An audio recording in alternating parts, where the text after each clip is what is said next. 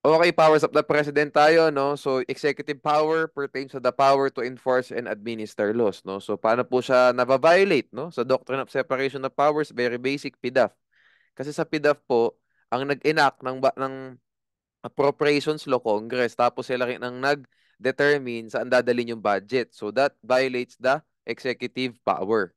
Basic yun, pero, di ba, nag-isang big issue sa Philippines, the biggest issue in the Philippines at the time. Okay, so next tayo, no, faithful execution clause, no? Ano ibig sabihin nito? He shall ensure that laws are faithfully executed. This is also known as the take care power of the president. Ano pa po ang importance nitong sentence na to under Section 17, Article 7? Ito yung residual power of the president. Okay, so this is the basis for the residual power of the president, no? The power involved in Section 17, Article 7 is the power of the President to protect the general welfare of the people. Residual power of the President to protect the general welfare of the people. So,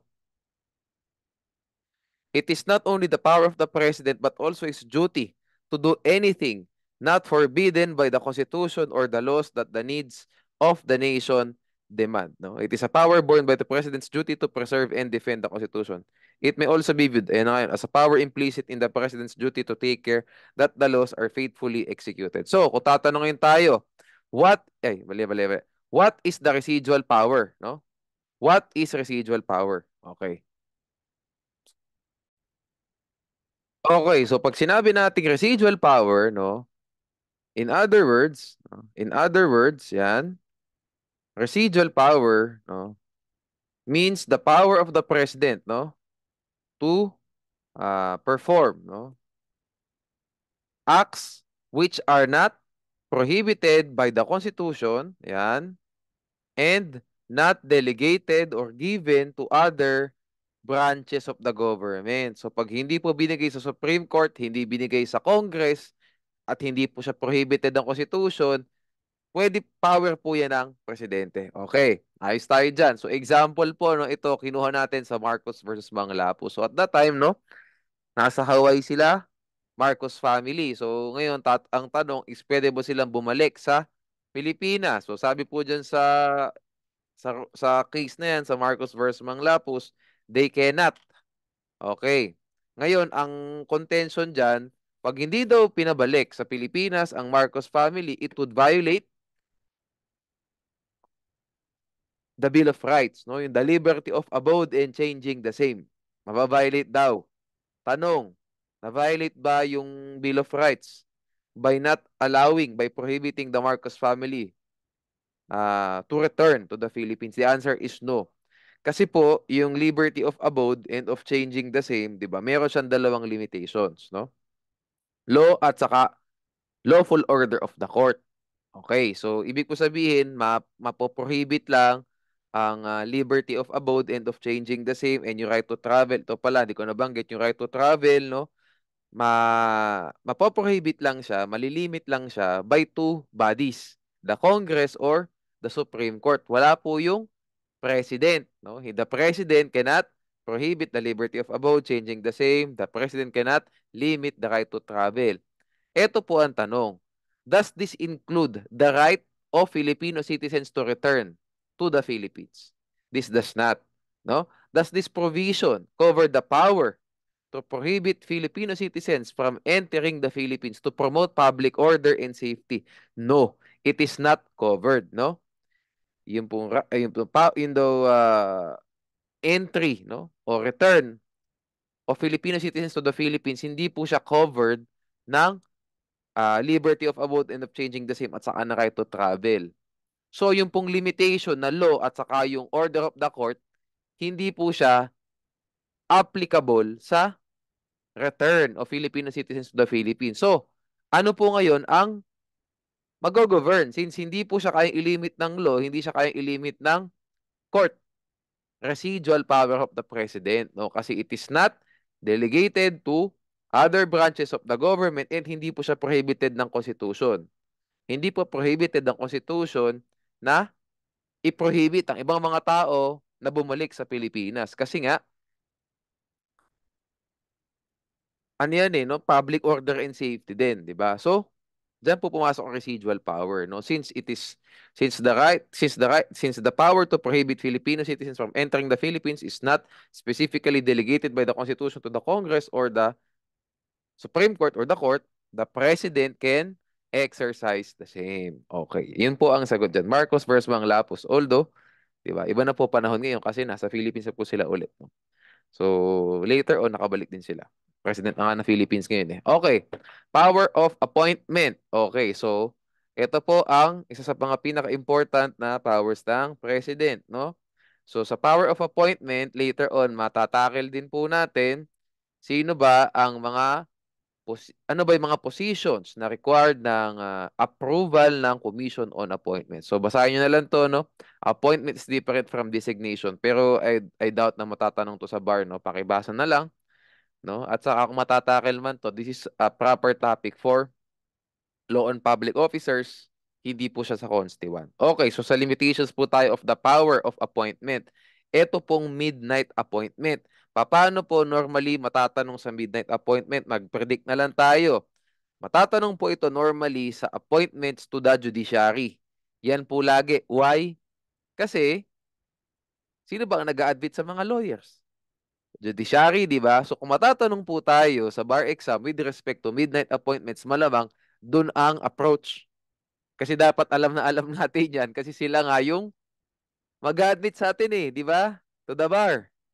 So obviously, so does the prohibition on midnight appointments, no? Cover appointments to the judiciary? The answer is no. Okay? This provision applies only to presidential appointments. Unang-una. There is no law prohibiting local executive officials like mayors from making appointments during the last days of their tenure. Ano po ang example niyan? Sabihin natin, job order lang dati, JO lang. Pag JO ka, coterminus ka sa mayor. Sabihin natin, no? Pag iba na si mayor, baka hindi na ma-retain. Si JO, pwede na siya tanggalin kasi job order lang. Ngayon, what if June 1, oh, natalo na si Mayor, di ba? O June 30 ang pag-upo ng panibagong Mayor. Pwede bang mag-permanent si Mayor ng ibang mga empleyado para magkaroon na ng magkaroon na ng security of tenure basically, no? Magkaroon na sila ng permanent status sa gobyerno. Yes. Kahit na June 1, June 30, di ba? Ilang tulog na lang mapapalitan ni Mayor, okay lang 'yun. Okay, okay lang 'yun, no problem kasi ito po sa president itong midnight appointments na to. Same way, this prohibition does not apply to appointment of members of the to appointments of members. But the members of the Supreme Court and lower courts pa, mas maganda lang sabihin, does not apply to appointments to in the judiciary. Yan. Okay. Ayun na lang. Appointments in the judiciary. So whether justice or judge, kahit po 1 week na lang, no, mapapalitan na yung president, no, outgoing president, pwede pang mag-appoint. Okay? Permanent capacity. Wala naman temporary capacity na judge. Pwede pa. Okay? Pwede, no? Okay tayo dyan. We're good there. No, kung matatanong tayo dito. No? Gustong-gustong tinatanong to sa bar dahil it's a basic question and madali pong gawa ng tanong. No? Madali siyang gawa ng tanong at matetest po yung kaalaman ng estudyante sa provision na to, no? Okay.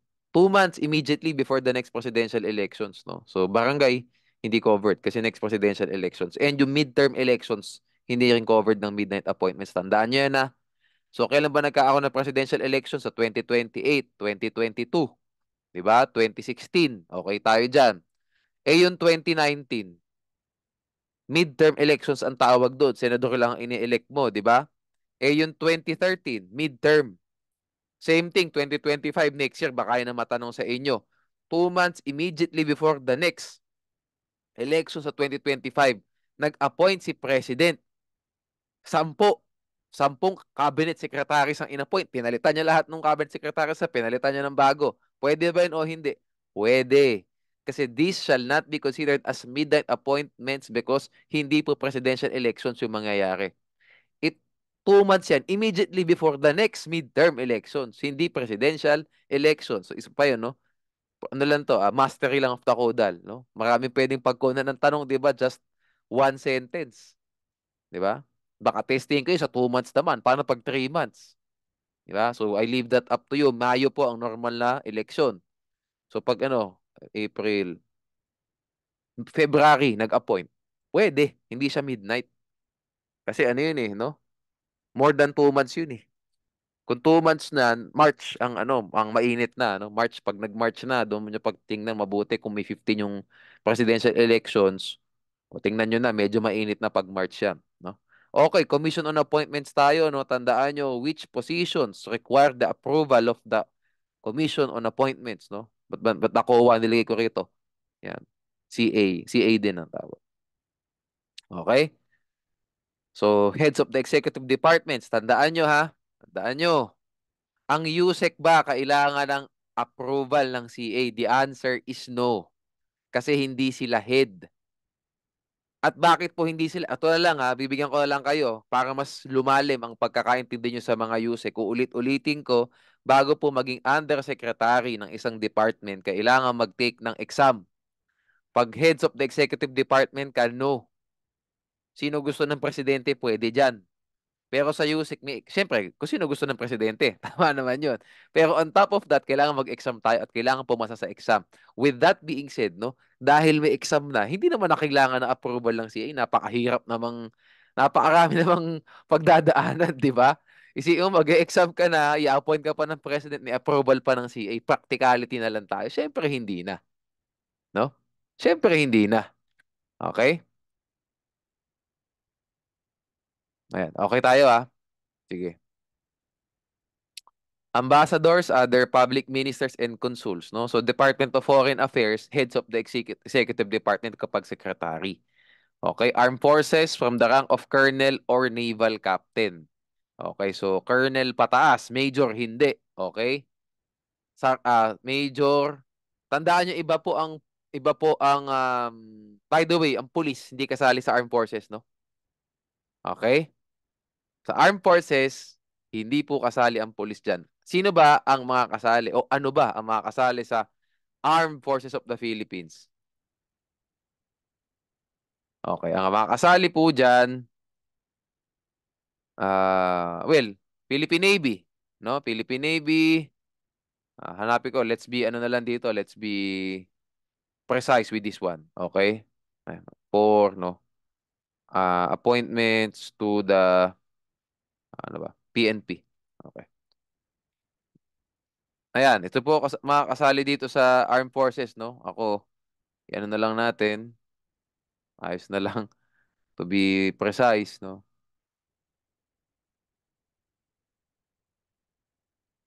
Ayan, tatlo. Ayan na, nakita ko na. There are three main branches in the AFP. The Army, the Air Force, and the Navy. So, wala po ang PNP, no? So, ang PNP chief po ba? Kailangan ba ng appointment? Kailangan ba ng approval ng Commission on Appointments?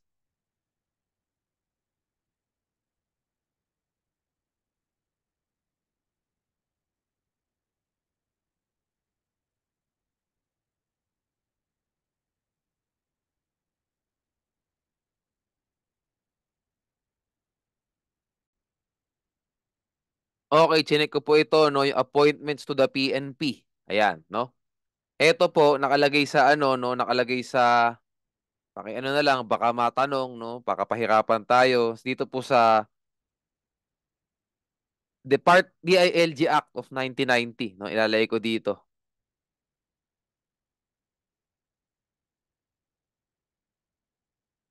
Ito ko ilalagay note, no? Note. Paano ba ito? Wait lang, ayusin ko. Note, no? In DILG, no? Act of 1990, the Chief of PNP, tandaan nyo to the Chief of the PNP, kailangan po ng confirmation ng Commission on Appointments, no? Secretary of DILG, walang problema eh. Alam naman natin na kailangan yan. Ayan, no? Sabi po dito, the Chief of the PNP shall be appointed by the President subject to confirmation by the Commission on Appointments. Okay, so tandaan natin as under the DILG Act of 19, the Chief of PNP shall be appointed by the president. Malamang, sino mag-a-appoint sa kanya? Appointed by the president, subject to the confirmation of the CA. No? Okay tayo dyan. Section 26. Ayan. RA 6975. Ayan. Nice tayo dyan. O malamang yung sa baba dyan, appoint. O paano naman ito tayo? Di ba nakalagay po dito, no? Ito lang gusto ko i-clear up, no? Paano kung hindi naman Chief of PNP? Paano kung from Colonel to one-star general? Ano ba yan? Brigadier General ata yun eh, no? Yun ba yung I have to be clear with that, no? Hindi ako masyadong maalam sa mga Brigadier General ata yung one-star general eh. No, sabihin natin, Brigadier General, no? One-star general na lang, yun na lang tayo. One-star general sa PNP versus one-star general sa Armed Forces of the Philippines. Sabihin natin sa Air Force. Okay? Tama ako, Brigadier General, one-star general nga na nakachamba, no? However, nga dito, no, a one-star general, no, for comparison, ayan, no, a one-star general of the AFP, no, requires confirmation by the uh, CA, no, even though hindi siya yung head hindi naman head talaga ng AFP yan at one-star general, no, hindi siya head, no. Meanwhile, a one-star general, ayan, of the PNP does not require. Yan. Confirmation by the CA. Okay tayo dyan, no?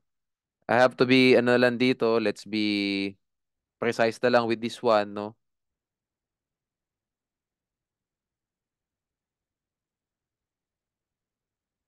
Okay, no? So, ayusin pala natin ulit.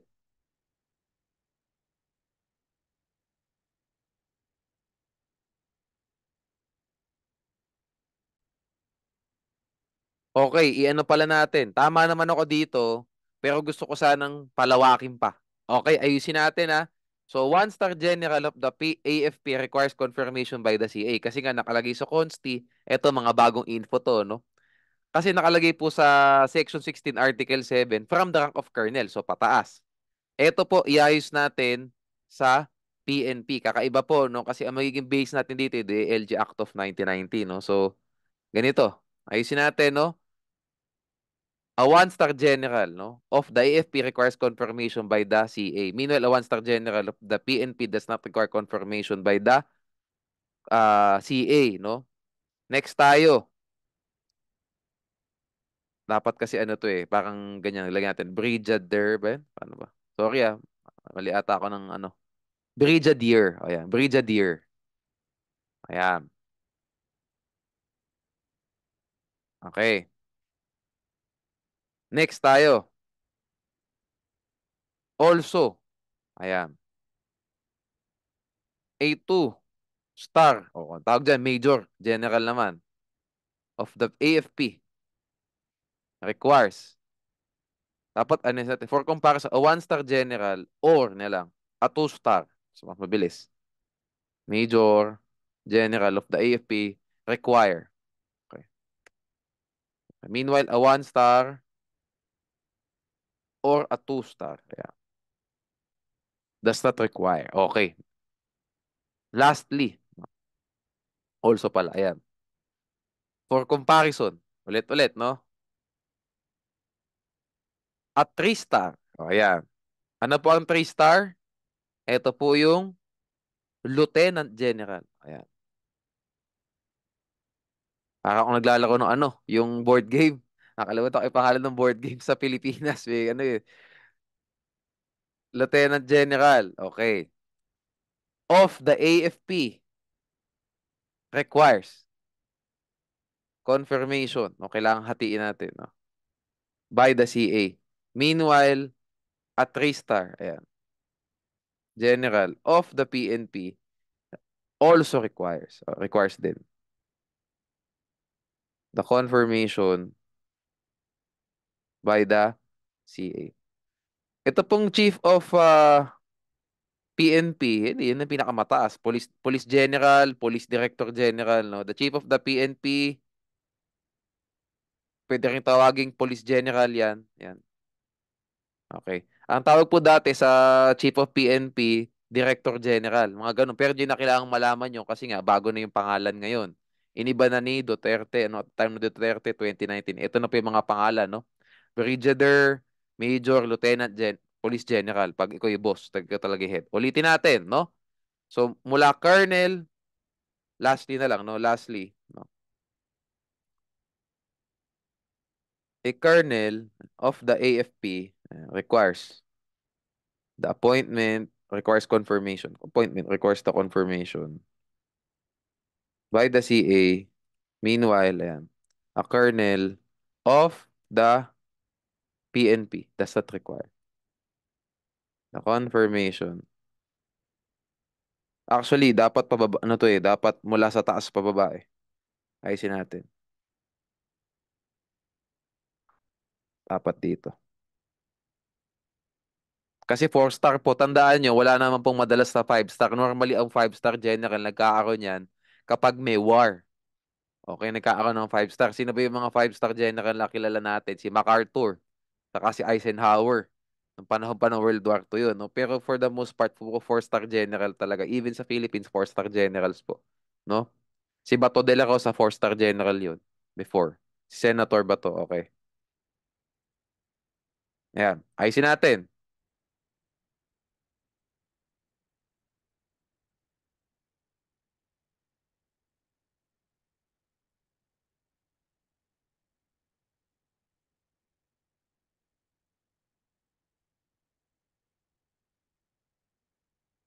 Ayan. Oh, 4-star general ng AFP, kailangan ng confirmation ng CA.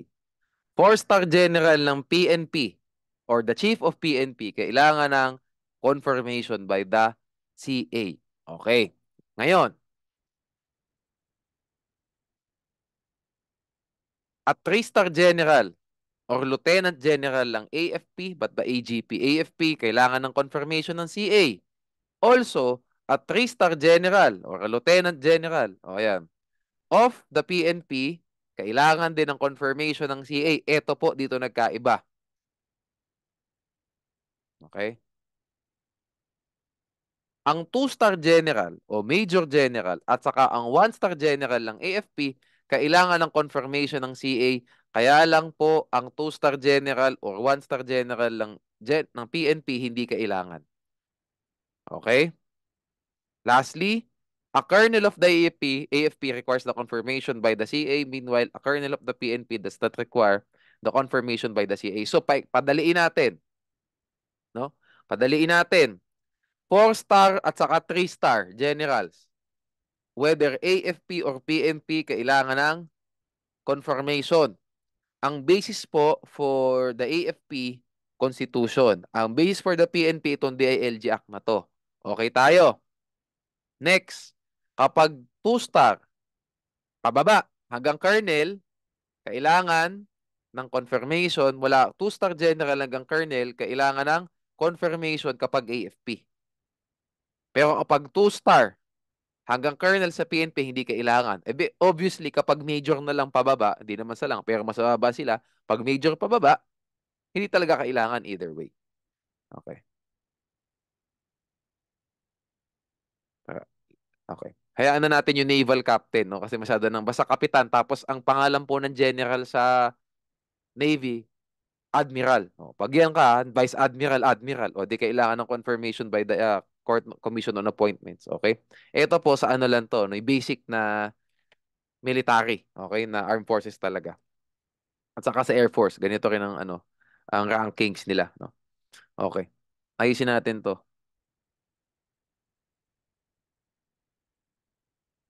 Okay. Okay. Also na lang 'to. Lastly, no? A major, no? Of the a major. and all the other and lower ranking members of the AFP and the PNP. Yan. Do not require the confirmation by the CA. Okay, so ayan. So saan po nagkaroon ng parang ng talagang matinding pagkakaiba? Mula po sa two-star general hanggang sa colonel. Tandaan nyo doon nagkaroon ng pagkakaiba ha. Sa lahat po pareho. Mula po sa two-star general or what we call as major general, brigadier general at saka colonel, doon po nagkaroon ng problem. No? Problem para sa inyo. Kaya malilito, no? Sa AFP, kailangan ng approval ng CA, sa PNP, wala. Major pababa, hindi kailangan either way. Three-star general, four-star general, whether PNP or AFP, kailangan ng confirmation ng CA. Okay, sige. Basa-basahin na lang ulit, paulit-ulit, no? Huwag na lang malilito. Kaya po nila ginawa nga lieutenant, major, ganyan, brigadier, para hindi kayo hindi kayo lituhin din, no? Okay. Di kayo lituhin. Para alam niyo rin yung mga terms, no? Baka kasi ibahin nung bar exam yung pangalan, no? Para di alam niyo kung ano yung binabasa niyo. Ano yung adjective? Basically, adjective yung mga lieutenant, three-star, one-star, di ba? Major, kayo na bahala dyan. Basta yan, tandaan niyo yung mga terminologies, no? Okay, next. Other offices whose appointments are vested in him by the law, ay by the Constitution. Ano po yung ibig sabihin nito? Constitutional commissions at saka members of the JBC. Tandaan nyo to. Constitutional commissions, no? Wait lang, wag pa lang commissions, constitutional commissioners, constitutional chairmen, ayan, and the members of, and the regular members of the JBC. Hindi pala hindi members of the JBC, hindi lahat kasi nga yung iba diyan ex officio capacity. Okay, ayusin natin.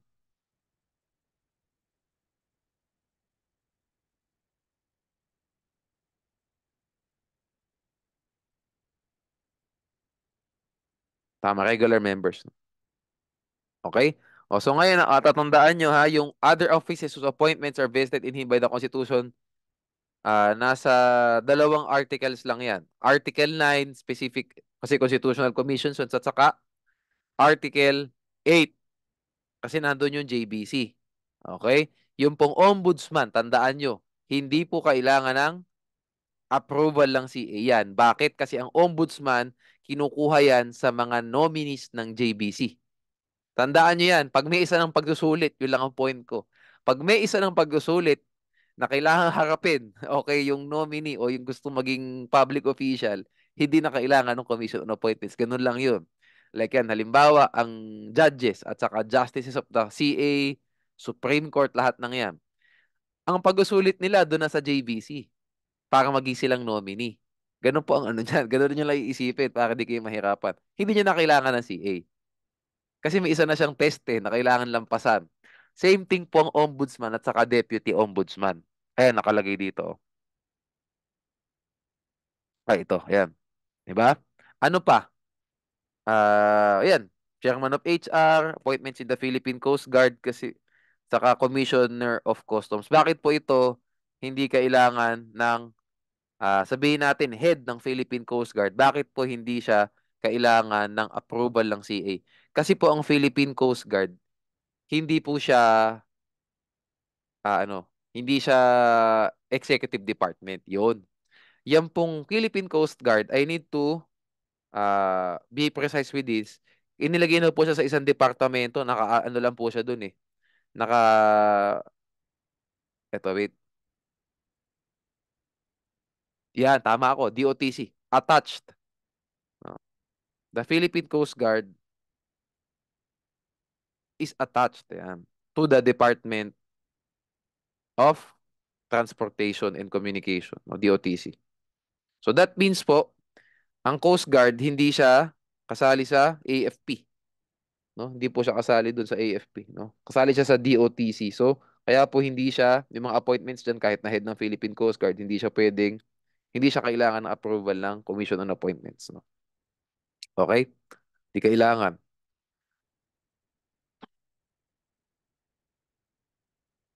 Yep, tama ako. Department TOTC. TOTR ba? TOTC, sandali lang ha. Oo, tama. Nandito pa tuloy ako. DOTC nga. DOTR tuloy. Yun yung dati. DOTC na ngayon. O, tama ako, no? The Philippine Coast Guard is attached, no? So, hindi siya kasi yung executive department. Ang department dyan is DOTC. Okay? Sana po gets, no? Okay tayo dyan.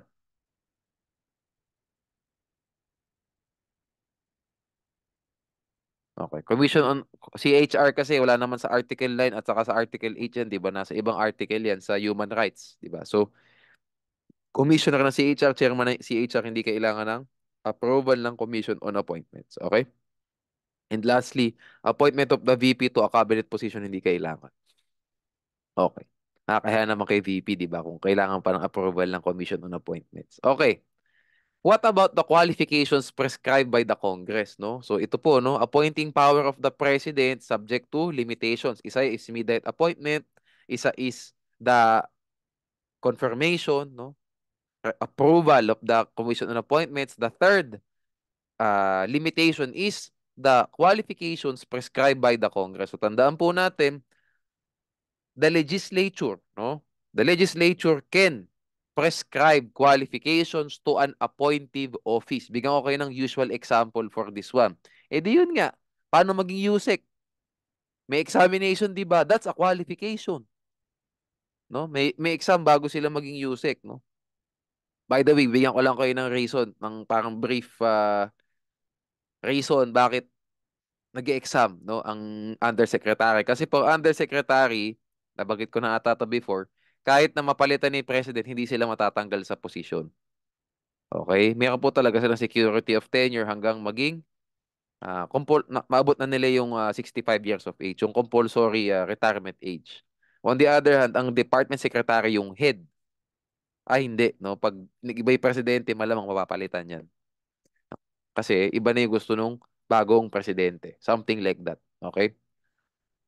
Same thing po yung ASG, Associate Solicitor General, as compared to the Solicitor General himself. Ang Solgen po, yung head, napapalitan siya. Pag nag-iiba yung presidente, ang ASG hindi po. Okay. Ayan, the Congress cannot appoint a person to any office in the guise of prescribing qualifications. Ano po ibig sabihin nito? Ibig po sabihin yung qualification, it only pertains to one person.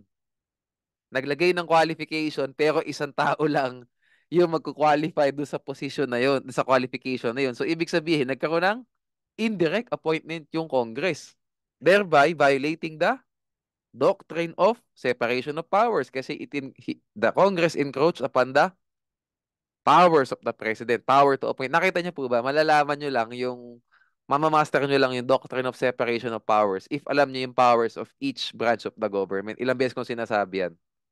Ganun lang po yan. Basically, yung doctrine of separation of powers, complement siya lagi ng ibang mga powers. Okay?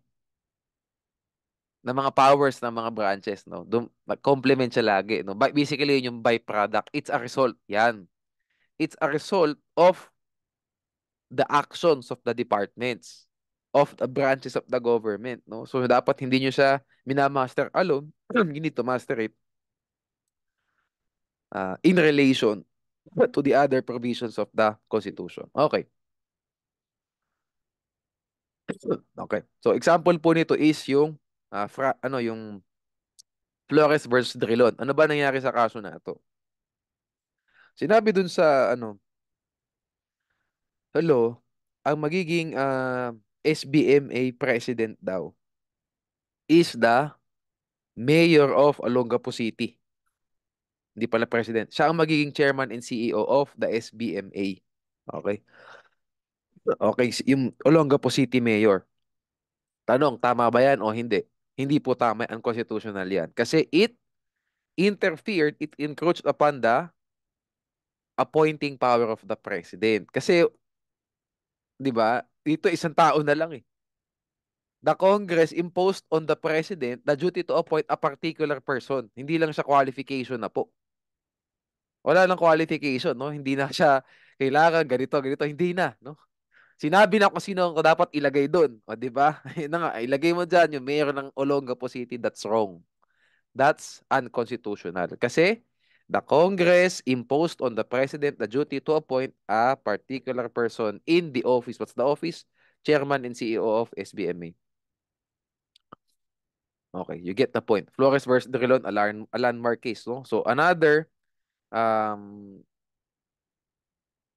another note for this one, no, sa qualifications prescribed by Congress, the qualification must be germane to the position or the reasonable relation rule. Common sense lang to, no? Dapat related yung qualification dun sa position, no, na i-appoint ng president. Okay. And lastly, the Congress cannot prescribe qualifications contrary to the Constitution. So, ano example niyan? Sabi po sa Constitution, ang constitutional commissioners dapat ng COA either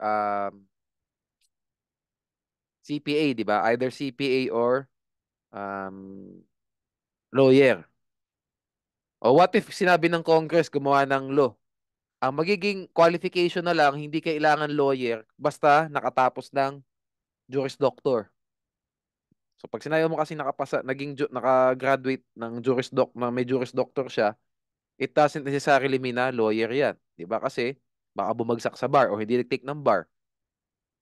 Is this qualification valid? It's not. It's unconstitutional because it contravenes the Constitution. Sabi ng Constitution, lawyer dapat ka engage in the practice of law for 10 years eh. So, hindi covered 'yan. Unconstitutional yung qualification na pinrovide ng Congress. Ano pa other examples? Ayan, no? The members of the Supreme Court must be at least 40 years of age. O, so, hindi pwedeng i-increase or decrease ng Congress yung age requirement na yan. It would violate constitutional supremacy. The doctrine of constitutional supremacy. Okay. And it would violate the doctrine of constitutional and, no? The appointing power of the president. Siyempre, no? Sabihin natin, increase ng Congress yung age requirement ng Supreme Court from 40 to 45. Eh, ang gustong i-appoint ng President, 42 years old na lalaki. Sabihin natin, lawyer. You know, di ba, na-impede mo na-encroach mo yung appointing power of the President. Okay. Next tayo, the law cannot provide for the election of trustees in the GOCC. Why? Kasi po, pag sinabi yung election, it is directly inconsistent. Ba't may directly pa ako? It is inconsistent with appointment. Pag sinabi mong election, 'di ba? Hindi na yung presidente nag-appoint ng officer, 'di ba? It will be elected by people, not the president na. So pag sinabi mong election of trustees, diyan po sa kaso na to, ano ba 'yung nakalagay? Election of trustees in the GOCC ang mag-elect daw in case of vacancy, yung mga remaining members of the GOCC. Mali yun. That is unconstitutional. Okay, because the vacancy in the Board of Trustees of GOCCs, example po, GSIS, no? Yung vacancy po dyan, ang mag-a-appoint dapat si Presidente. Hindi election by the remaining trustees in a meeting. That is uh, in violation of the appointing power of the President. No? So, note, the Congress can impose qualifications. Walang problema eh, kasi pag sinabi mong qualification, ang mag-a-appoint pa din si President, subject to qualifications. Example nga, yung Career Executive Service Written Examination na yan. Ano pa? Ito lang ha. Lagi pa pala ako. Another is the qualifications, no? To become a justice of the Court of Appeals. To become a justice, wag na palang justice, no?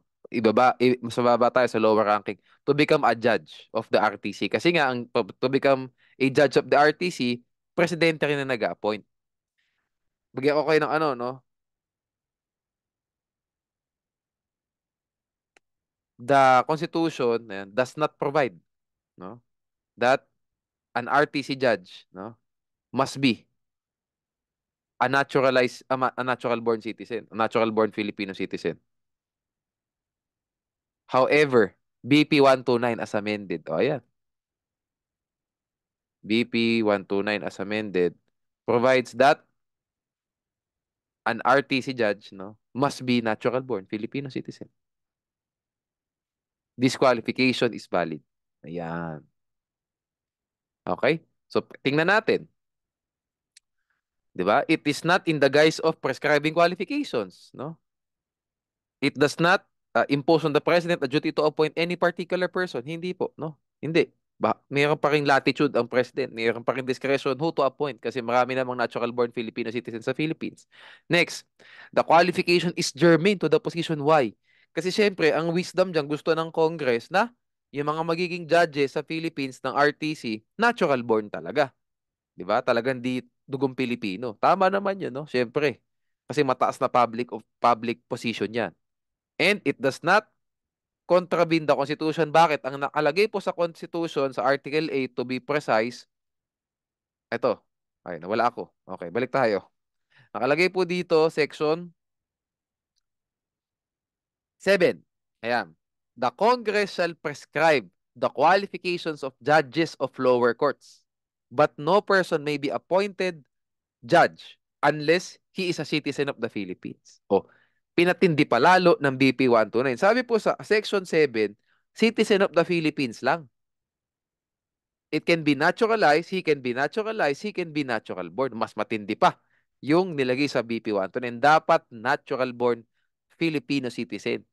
O di lalo pong lalong napagtiba yung layunin ng Constitution, which is to preserve yung mga public position sa judiciary to Filipino citizens. In this case, natural born pa di ba?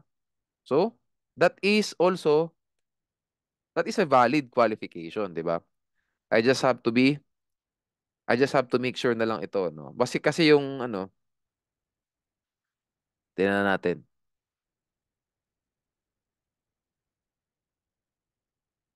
Tama naman ako, Section 15 ng BP 129. No person, ayan, shall be appointed regional trial court judge unless he is a natural-born Filipino citizen. Oh, natural-born citizen of the Philippines. So, you get the point. Pwede. Okay? So, yan yung mga examples natin, no?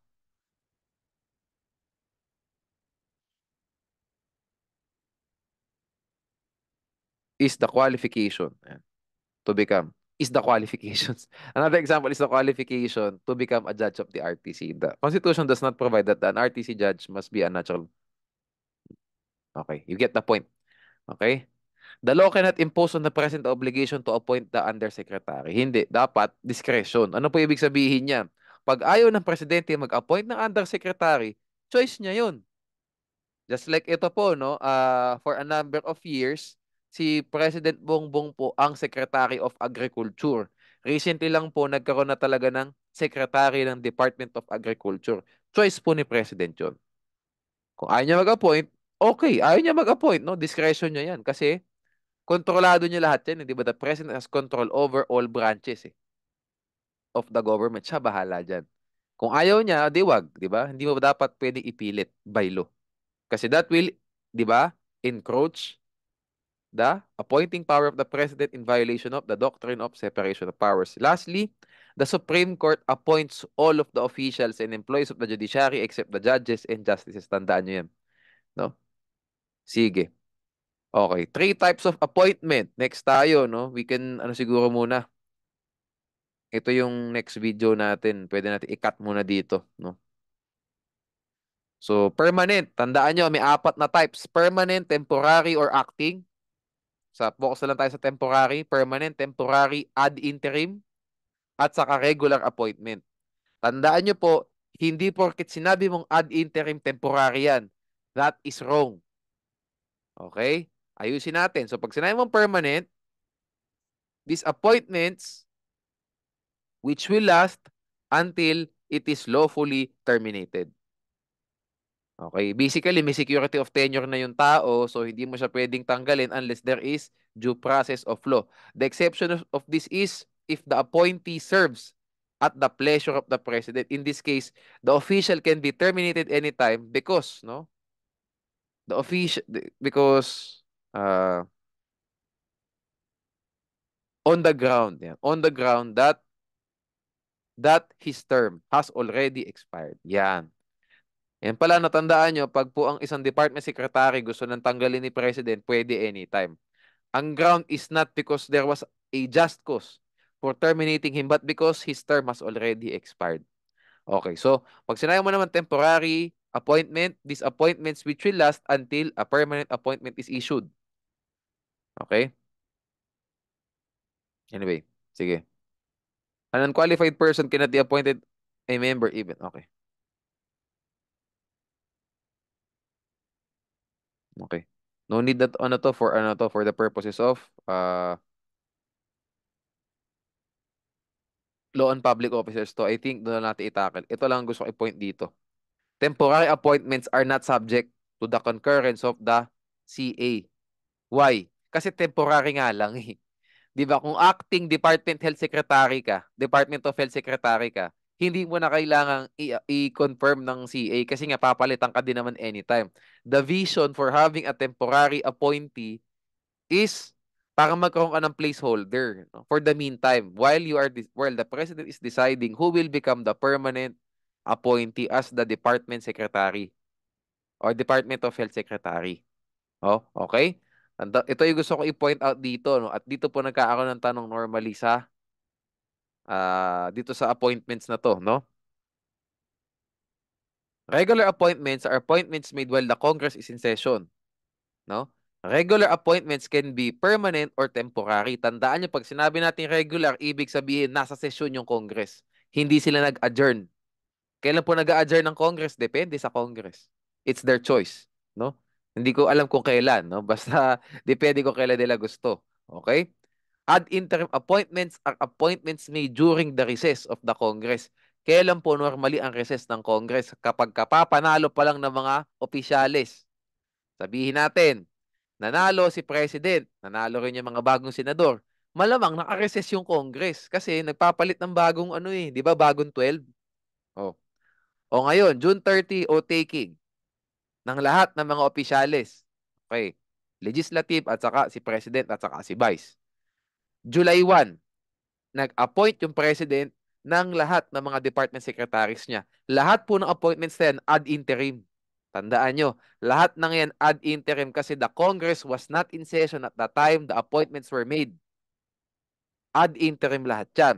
Kailan po magkakaroon ng session? Depende sa Congress kung kailan nila magkakaroon ng session, kung kailan nila i-start yung session nila, no? So lahat po na magiging appointment, ganyan, pagka panalo ng President at ng mga senador, ad interim yan. Okay. O ngayon, nasa session na tayo. Hindi pala, mali pala. Hindi pala lahat ad interim. Ulitin ko, hindi lahat ad interim, no? Kasi yung iba diyan pwedeng regular. Okay? Why? Kasi pag sinabi mong ad interim, lahat 'yan permanent. Yan. Okay. Pag sinabi mong ad interim, ulitin ko, lahat 'yan permanent appointment. You are saying that this is an ad interim appointee kasi the purpose is, the vision is, ipapa-approve natin yan later on sa Commission on Appointments. Okay. That's the vision, kaya ad interim. Pero pag sinabi mo regular, pwedeng permanent, hindi pala. Okay tayo. Pwedeng permanent, pwedeng temporary. So, ano nga, anyway, let's clarify this one, no? So, gawa natin example. Ayan, ad interim appointments are permanent in nature. The classification of regular and ad interim is only important if the appointment requires the consent of the CA. Okay. Dito ko lalagyan ng example. 5 to. Example. The president and the House and the Congress, no, took their oath on June 30, 2025. Hindi natin, ay mali, 2022. Okay. Yeah, in July 1, the president made three yan, ad interim appointments to the uh, ito pa lang, made three ad interim appointments which are the secretary, which are the secretaries of the DepEd, wala, DOH, sabihin natin, DPWH, and DILG. He also made one, okay, one temporary appointment.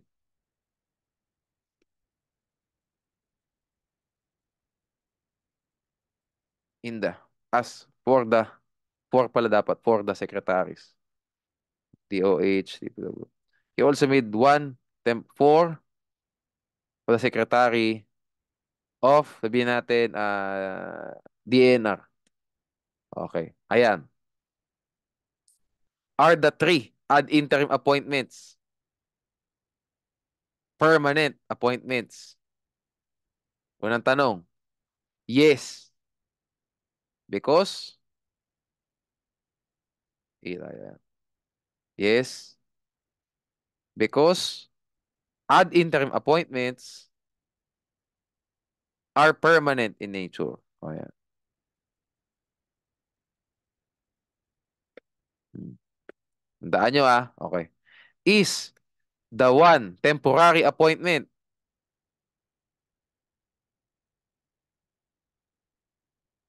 an ad interim appointment? Yan pala gusto kong pag-criss-cross natin. No. Because ad interim appointments are permanent in nature. Instead, no? Ayan. The temporary appointment must be classified. Yun pala. Okay. So, ano siya? So, is the one temporary appointment a regular appointment? Also no. Because the Congress was not in session. Yun, naget ko na kay finally. Dahil ito rin ako ngayon ng inaano ko. At the time the appointment was made. Okay. So, to clarify, note tayo dito, no? Note, no? A permanent appointment can be a regular appointment or an ad interim appointment. Yan. Because, no? Di pala, but because depending if the Congress was or was not in session at the time the appointment was made.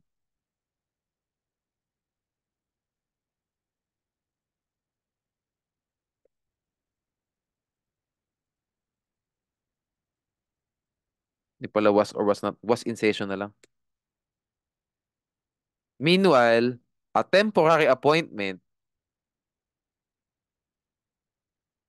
can be a regular appointment. Yan. If the Congress was in session at the time.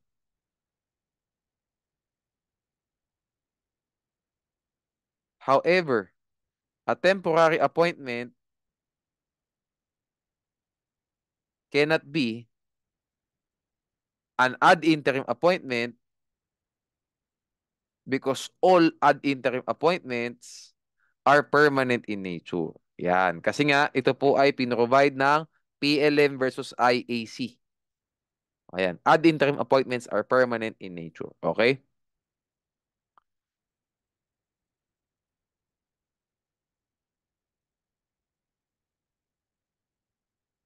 Thus, no?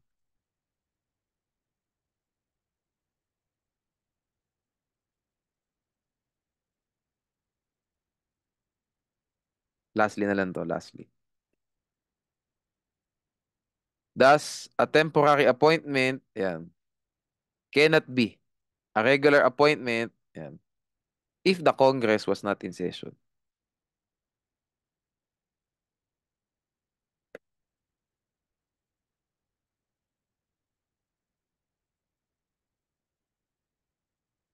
Pahabain natin para mas simple na.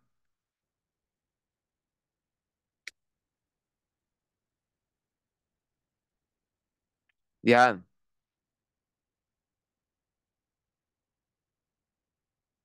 Yan, para mas malinaw, para mas clear para sa ating lahat. A permanent appointment can be a regular appointment if the Congress was in session at the time the appointment was made. So yan pag criss-cross na natin yung dalawang elements, parang ano po ito no? Ang magka-partners dyan, permanent at saka temporary, at tapos ang next partners dyan, regular at saka ad interim. So a permanent appointment can be a regular appointment if in session ang Congress. Next, a permanent appointment can be an ad interim appointment if the Congress was not in session at the time the appointment was made. Meanwhile, a temporary appointment can be a regular appointment if the Congress was in session. If it was not in session, hindi siya regular. Ngayon, tanong, if not in session, a temporary appointment, can we call it, ay, if not in session, yan, a temporary appointment siya. Can we call that as an ad interim appointment? No. Because all ad interim appointments are permanent in nature. So, basically po sa 2, 3. Sa 4 scenario, hindi po 4 ang scenarios, tatlo lang. Okay, so, the possible combinations, no, are, yan, permanent, regular, no, no problem. Permanent, ad interim, 3. Temporary, and temporary, regular. There cannot be temporary ad interim. Yan. Tatlo lang. Hindi apat ha. Kasi pag pinag-criss-cross mo yung apat, dapat apat na scenarios yan, di ba? Parang sa box. Di ba? A, A, B, B. Parang ay magte-testing ng ano, blood ng, ano yung magiging blood type ng anak. Di ba? A, A, A, B, something like that, no? So may four scenarios. Dito po tatlo lang. Okay? A permanent appointment can be. Okay.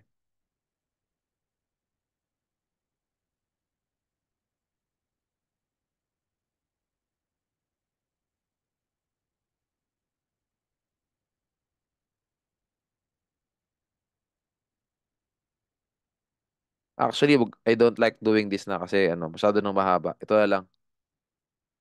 Ito na lang. The possible combinations na lang yan na lang. Yan, mas malinis to.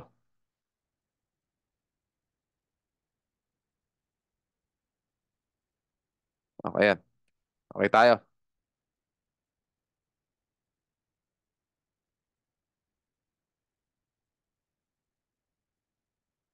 Okay, we're good there.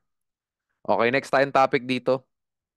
An ad interim appointment shall be effective only until after this approval by the Commission on Appointments. So, nag-no, no? Hindi pwede kasi sa ano normal na dahilan.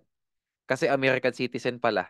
Something like that, no? Dual citizen pala. O, ayaw namin i-approve yan. Kasi banyaga pala. Normally, ganun na tatanggal eh. Okay? Or until the next adjournment of the Congress. So, ibig po sabihin nito, inaction. Ito pong isa, disapproval, no? Talagang mayroong positive action on the part of the CA, disapproving, no? The appointment ito naman isa, inaction. Okay. Ano implications diyan, no? Ito po yung finality of the disapproval in ad interim appointments. If the CA disapproves an ad interim appointment, this is already final and binding. The appointee cannot be reappointed to the same position. Sabihin natin, nag-no na sila bilang DFA secretary, etong tao na to. He cannot be reappointed to the same position forever. Okay, so pwede na siyang ma-appoint. Ilipat mo sa ibang department. Huwag na sa DFA, dali mo sa DPWH. Pwede yun. Okay? If you think about it, pwede, no? Kasi hindi naman siya, nag-iisang na-disapprove siya for this position, not for the other. Ibang appointment yun. It's an entirely different appointment. Okay? Now, if the bypass ang tawag diyan, no, the Congress adjourned without acting upon the appointment of this appointee, no? Tawag diyan na bypass, no, inaction.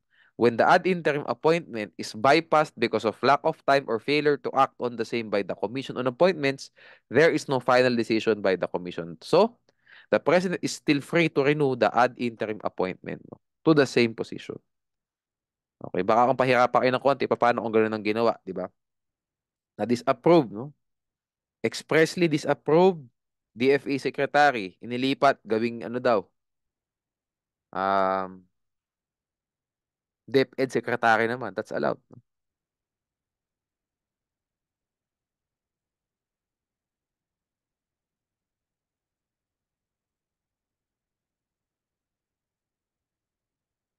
Okay.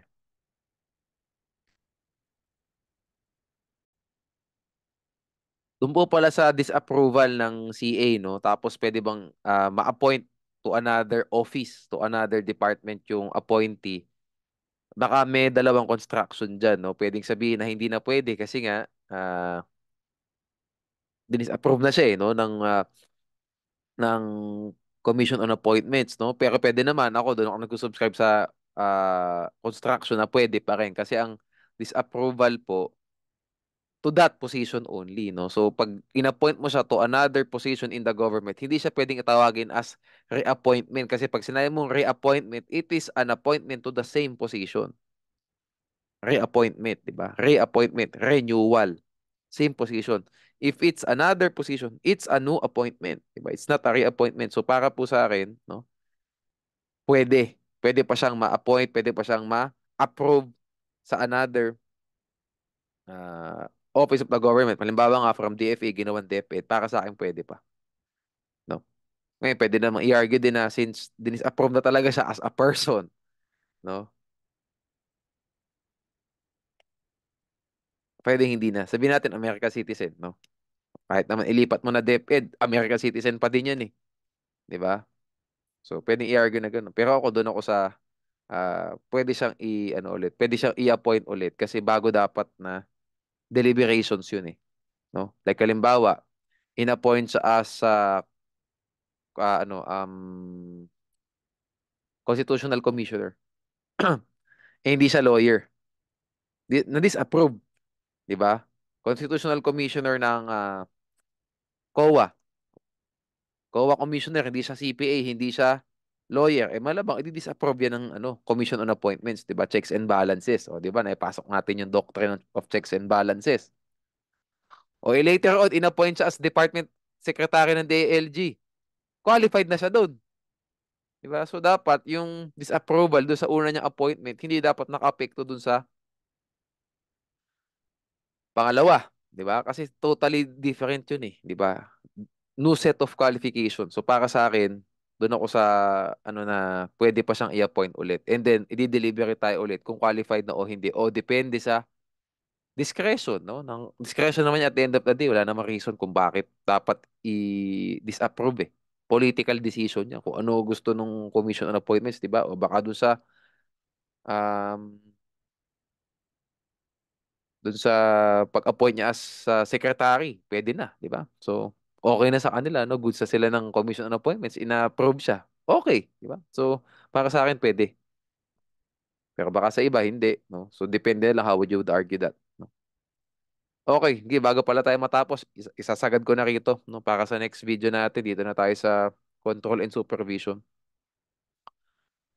As a rule, the power of removal is implied from the power of appointment. Siyempre, if you can appoint someone, you can remove someone. However, the president cannot remove officials appointed by him where the Constitution prescribes certain methods of separation from public service. Example is impeachable officers, no, such as the ombudsman and the constitutional commissioners. Oh, 'di ba? Hindi pwedeng tanggalin na lang bigla, hindi ganoon na. Dapat ano 'yan, either impeachment proceedings or kuwaranto 'yan, 'di ba? And ito, no? Pag nag-appoint ka ng judge, hindi si president ang magtatanggal sa judge, 'di ba? Sa trabaho at saka justice. Supreme Court na po, 'di ba?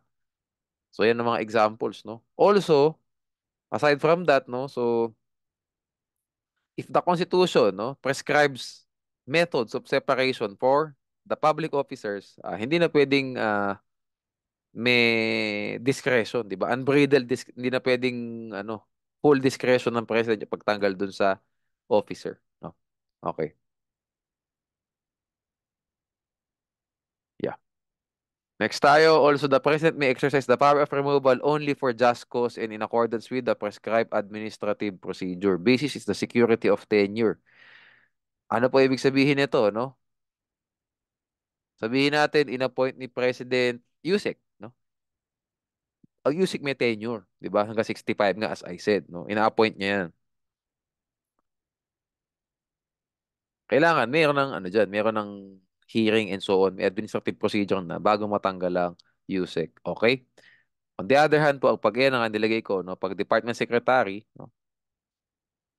pleasure of the president kasi yan, no? So pag po tinanggal sila, ang consideration lang is construction is nag-expire na yung term nila. Hindi sila na-terminate, hindi sila na-separate for just cause, but because their term has already expired. Also, the power of the president to remove a person from office may be qualified by law. Ano po example? Ito, sa labor code, sabi, meron pong sinabi sa labor code that the chairman of the NLRC, so the NLRC chairman can be removed for cause as provided by law. Okay. Ano ba sabi ng law? Pag daw may sexual harassment, no, first offense of sexual harassment, ang NLRC chairman masususpend for 6 months and 1 day to 1 year. Hindi po sinabi ng law na first offense pa lang ng sexual harassment, removal na or dismissal na from the service. Kailan po magkakaroon ng removal or dismissal from service? On the second offense. One offense pa lang naman yung chairman dito sa kaso natong Domingo versus Rayala. Rayala 2008 case. First offense pa lang niya ng sexual harassment.